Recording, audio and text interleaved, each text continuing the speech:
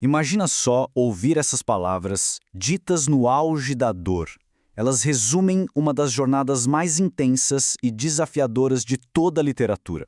Uma história que força a gente a se perguntar por que coisas ruins acontecem com gente boa e o que fazer quando o céu parece em silêncio. Hoje, a gente vai mergulhar fundo no livro de Jó. E olha, isso é bem mais que uma história antiga. É quase um espelho para as nossas próprias batalhas com a fé, com a dor. A vida de Jó nos encara com uma pergunta que, em algum momento, todo mundo se faz. Afinal, qual é o sentido do sofrimento? Então, para começar, quem era esse homem no centro de tudo? Jó. O texto não diz que ele era só um cara bom, não. Ele era o exemplo máximo da retidão. Íntegro, reto, temente a Deus e que se desviava do mal. Ele não era o homem comum, ele era o ideal. E o sucesso dele era uma coisa de outro mundo. Pensa só, uma família enorme, super feliz e uma riqueza que a gente mal consegue imaginar. 7.000 ovelhas, 3.000 camelos. Ele não era só rico, não. O texto diz que ele era o maior de todos os homens do Oriente. A vida dele era a prova viva da bênção divina. Mas aí, de repente, a cena muda. E muda de um jeito drástico. A gente sai da terra e é levado para uma reunião no céu. Um tipo de conselho divino. É lá, bem longe dos olhos de Jó, que a fé inabalável dele vai virar o centro de uma aposta cósmica. E é aqui que a história dá uma virada daquelas. Uma figura chamada de o acusador, ou Satanás, lança um desafio. Ele basicamente diz que a fé de Jó é interesseira, uma troca de favores. Ele só te serve porque você protege ele, tudo que ele tem. A acusação é pesadíssima. Tira as bênçãos e essa devoção toda vira maldição na hora.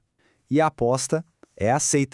E aí, meu amigo, a tempestade desaba. Chega um mensageiro, correndo sem fôlego, todo o gado foi roubado e os servos mortos.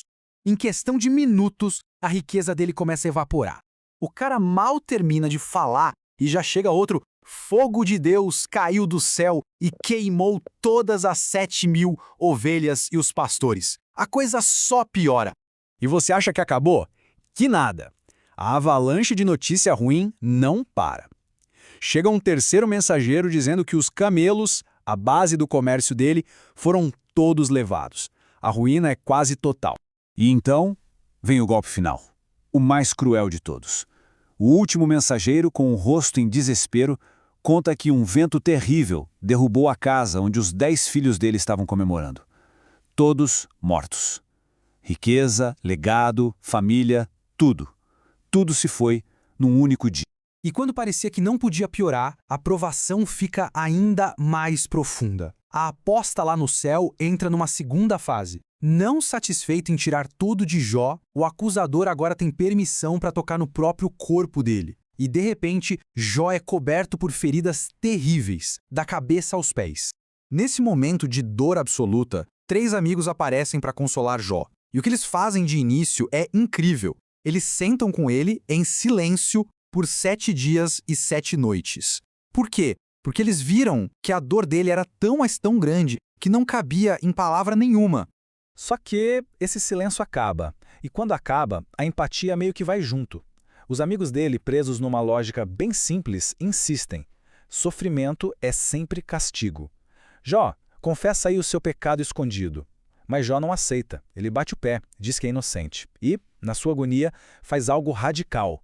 Ele exige falar diretamente com Deus para se defender.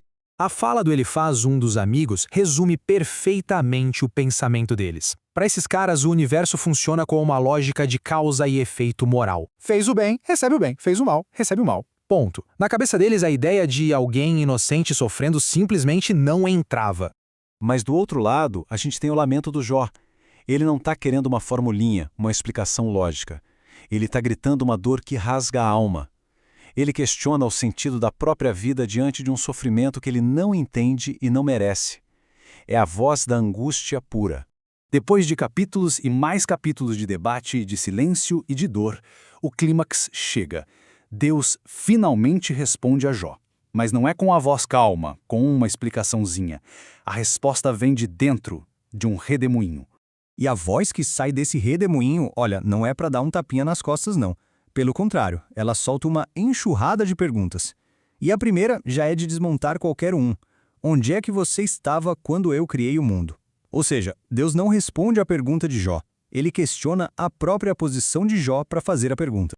As perguntas vão se empilhando da criação da neve até o caminho das estrelas. Cada pergunta é uma aula sobre como o universo é complexo, misterioso. A ideia não é humilhar o Jó, mas sim expandir a visão dele, mostrar que a nossa régua de justiça humana é pequena demais para medir um universo tão gigante. Então, aqui está o pulo do gato. Deus não dá um motivo para Jó, mas dá uma nova perspectiva. A resposta não está em entender o porquê do sofrimento, mas em reconhecer que existe uma sabedoria e um poder que vão muito, mas muito além do que a gente consegue entender. E como Jó reage a tudo isso? Não é com entendimento, é com humildade. Ele para de exigir respostas e simplesmente se curva, admirado. A ficha cai. Ele não entendeu o porquê do seu sofrimento, mas ele encontrou Deus ali, no meio da tempestade. E depois dessa virada de chave, dessa transformação por dentro, a história de Jó chega ao seu final. E o texto descreve uma restauração que não é só devolver o que ele perdeu, é uma renovação total, é como ganhar uma vida nova em dobro. A escala dessa restauração é de cair o queixo. O texto lista com todo cuidado como cada coisa que ele perdeu foi devolvida em dobro. Ovelhas, camelos, bois, e a família dele também é restaurada, com 7 filhos e 3 filhas novinhos em folha, um sinal de que a vida, mesmo depois de tanta dor, continua. O texto ainda manda um detalhe, sabe? Quase um carinho a mais na história, destacando que as novas filhas dele eram as mulheres mais lindas de toda a região. A bênção não foi só na quantidade, foi na qualidade também. E a recompensa final foi o tempo.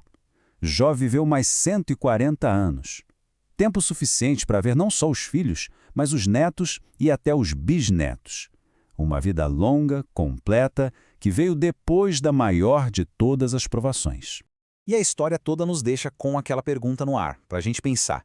Será que a fé de verdade não é aquela que sobrevive justamente quando não há explicações? Uma fé que se apoia na confiança e não na lógica, mesmo no meio do caos? Fica aí a reflexão.